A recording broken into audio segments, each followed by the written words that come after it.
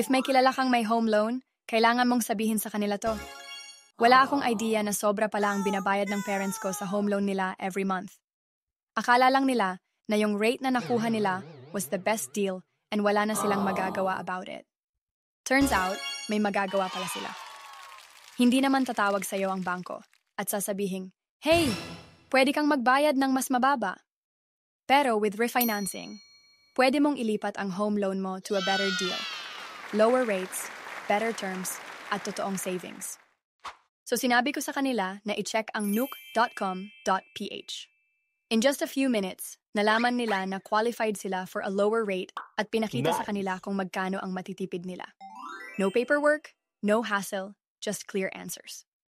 At guess what?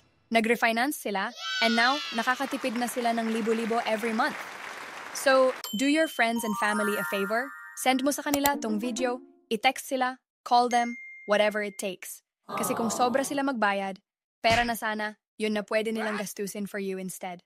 Next time, sila na ang taya sa dinner, right? Tell them to check nook.com.ph. It's free at baka makatipid sila ng libo-libo.